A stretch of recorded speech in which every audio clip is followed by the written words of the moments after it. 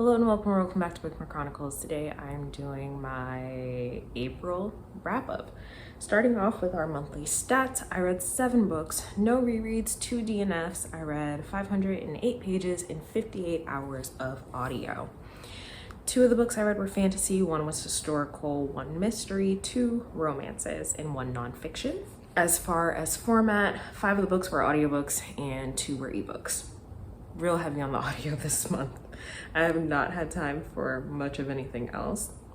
6 of the books were adult and 1 was YA. As far as ratings, I had 1 that was 3 stars, 1 that was 3.5 stars. 2 of them were 4 stars, and then 1 each of 4.25, 4.5, and 5 stars. 6 of the books were novels. 1 of them was a collection of short stories. 4 of the authors were new to me and 2 were repeats. So we started off the month with a DNF. It was Name of the Wind. This was a recommendation from Monet, and now that I think about it, I feel like she set me up. I only made it to 8% in this book. I was trying something new, stepping out of my comfort zone, and it just didn't go well.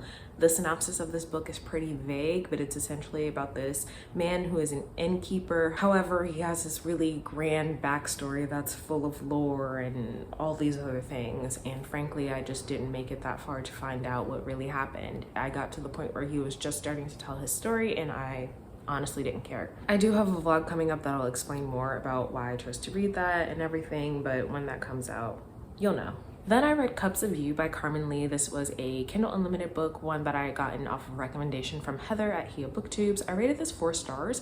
I liked it. It's about our main character. I believe her name is Amber. She's going back to her hometown after a very long time, and there's this man that runs a coffee shop and they have an instant connection, but there are other things that are preventing them from potentially pursuing each other. And so we follow their story from there.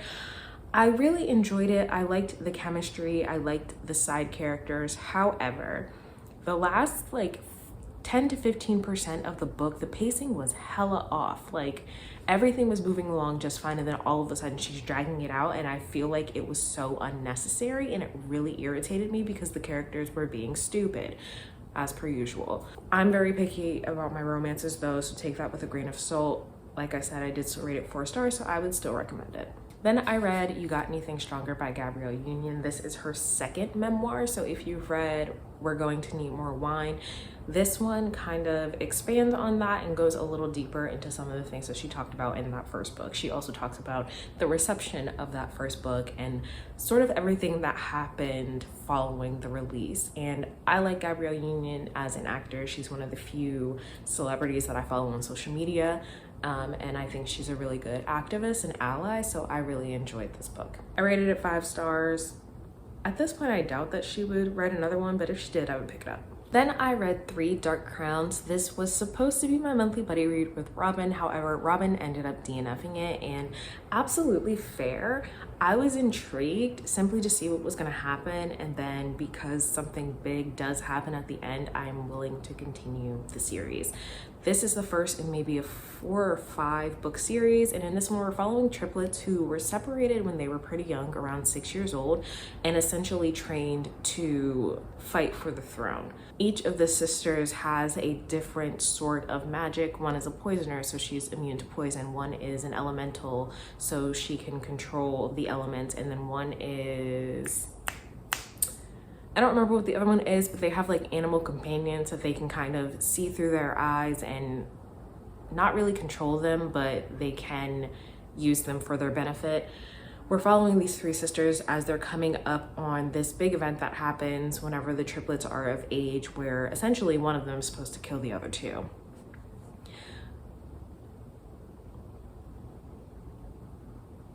With these triplets though, a lot of shit just keeps going left. So they get to this day and essentially everything that you can imagine going wrong goes wrong. There were also like a lot of romance subplots that felt completely unnecessary and didn't add anything to the story, and I feel like they just weren't needed. I am interested to continue the series, like I said, just because the last 10% was really unexpected. But when I'm actually gonna do that, I don't know. I rated this 3.5 stars.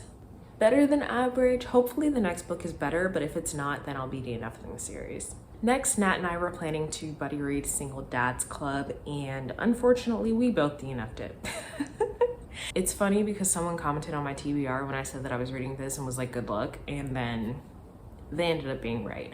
I soft DNF'd it at first, and Nat said she was gonna keep going, and then literally the next day she decided to DNF it as well. In this, we were following a girl who works at a coffee shop. She's a barista, and there's this guy that keeps coming in with his baby, and she is just so enamored with them. And honestly, it was awkward, like ridiculously awkward, to the point where it felt like secondhand embarrassment reading it. All of their interactions were weird. They really didn't know each other, nor were they forming any sort of connection. So I just like didn't understand how and why they were so obsessed with each other. And then the FMC had this, oh, I'm a bad person, so I don't deserve love thing going on. And he had this, well, I never wanted to be a father. I'm so terrified of being a bad father. I'm gonna be a bad dad no matter what I do thing going on. And I was just like, what is happening? Don't know how it ends. I assume it's an HEA. It wasn't for me, but if you are interested, it is on Kindle Unlimited, and it comes with the audio for free. So if you're interested, go ahead and check it out. Then Alana and I buddy read Beasts of Ruin. This is the sequel to Beasts of Prey, and I really enjoyed this one. I actually enjoyed this one more than the first book. I rated it 4.5 stars. And so in that first book, we're following two different characters. One of them is training to become a son of the Six, which is essentially the military that's run through like the temple or whatever. And then the other one is an indentured servant in the Night Zoo. So she's a beastkeeper, and she helps train these animals and do shows. There's this creature called the Shaitani in this greater jungle that is murdering civilians. And so almost every morning, the Sons of the Six wake up and there's a new body that is discovered. So for very different reasons, both of our main characters want to hunt down the Shaitani, but they decide to team up to do it. There were a lot of twists and turns, a lot of interesting lore and magic that I really enjoyed. And in the second book, our characters are separated, but we're following them as they're both learning more about what's really going on. I think we ended in a really good spot, and I'm really excited to read Beasts of War because I think it's gonna be really good. Also, a friend of mine was going to an author event and met Ayana Gray, which I knew she was gonna do, but I had forgotten about it. And then she was like, hey, I did a thing. And I was like, okay, I feel like I should be concerned. She met Ayana Gray, told her about the library that I opened on campus, and had her sign a book for me. So I am super excited and so grateful. I just think that was so sweet and so unexpected. I almost cried. So, but I really do enjoy the series so far. I'm hoping that I like the third book. If you are a YA fantasy fan and you like mythical creatures, I definitely think that you should read Beasts of Prey. This was truly the month of buddy reads for me for some reason. So Steph and I buddy read The Night Swim. I surprisingly enjoyed this much more than I thought I was going to. In this, we're following a woman named Rachel who runs a true crime podcast, and she typically covers murder cases. However, for season 3 of the podcast, she is covering a rape trial. And so I think that the author did a really good job talking about rape culture and how the different opinions end up coming out and how all of that is overseen. And so while we're doing that, we also have another person who was writing to Rachel, wanting her help to solve a murder case from like 10 or 20 years ago. And so it's a really interesting connection. There was something that I predicted and it came true, so I was kind of excited about that. I rated this 4.25 stars, and technically it is the first in a series. There is another book following the same podcaster, but I'm sure it's going to be covering a different case. I don't know if I want to continue yet. I haven't really decided. I haven't read the synopsis for the next book either, but if anybody has read it, let me know what you thought, and maybe I'll be convinced to do so, but this was surprisingly good. Then I finally read Homegoing. I know, y'all have been telling me to read this for years and years, and I didn't. and I finally did. I rated this 4 stars. I really enjoyed it. We're following 2 half-sisters who actually don't even know that the other exists, and we're watching their lives go on completely different paths, and then we follow their descendants generation by generation, and how those 2 different paths that those original sisters went on has essentially shaped the storyline for the rest of their family. It was a really good story and a really good version of an intergenerational saga. I actually would like to read more like this. I actually really like the format of this and the way that we kind of bounce back and forth between the descendants. So if this is something that has been on your radar, I definitely recommend, because it was worth it. I do want to read her other book, Transcendent Kingdom, as well. And the last book that I read this month was Worth It by Lady Marie. This, I believe, was her very first book, and I love Lady Marie. I really do. This book, though, it wasn't my favorite, okay? So in this one, it is fake dating, which I enjoy, but we're following a main character whose family keeps trying to set her up on dates. She really doesn't want to be in a relationship. She's focused on her career. Her family doesn't understand that, and it's causing a lot of drama. So she ends up going on a date with this one guy that her sister set her up with, and there is something there.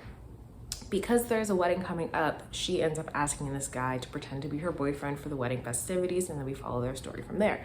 Now, if you are curious about the things that I disliked about this book, I'm so glad you asked, because I have a whole list. So, despite the fact that I truly enjoy fake dating, I did not like shitty family members. I fucking hate that. It is one of my biggest pet peeves in romance. I also didn't like that our FMC didn't know how to set boundaries with her family. I didn't like that the main characters were ignoring their feelings for each other. MMC calls her baby girl. No thank you. Super cringe dialogue, especially during the sex scenes, constantly forgetting that they're in public or in a crowd and basically dry humping. You're adults. Act like it. We all know that I'm not a huge fan of praise kink, and then the whole I'm not cut out for love or I don't do relationships, all because of a relationship that ended 3 years ago and for something that has absolutely nothing to do with anything that's going on right now. There might have even been more things, but those are the ones that I happened to write down because I felt like the list was just continually growing. I did still rate it 3 stars because I actually did like the couple. I am going to continue the series. I do want to read about the other sisters. Well, I want to read about the second sister. The third one gets a book. I don't know about her because she pissed me off. She's going to be on my next round of characters that I want to square up with because she was getting on my goddamn nerves. So one thing that was on my TBR that I haven't quite finished yet, but I am working on it, is Spy Family Volume 2. I just haven't actually had time to sit down and read it. Honestly, I've been going to bed super early this week, so that's that. But I will get to that soon, and Volume 3, since I already have it, that's on my TBR for next month. But those are all the things that I read in April. Let me know if you've read any of these or if they are on your TBR. Otherwise, that's all I have for you today, and I'll see you in the next video.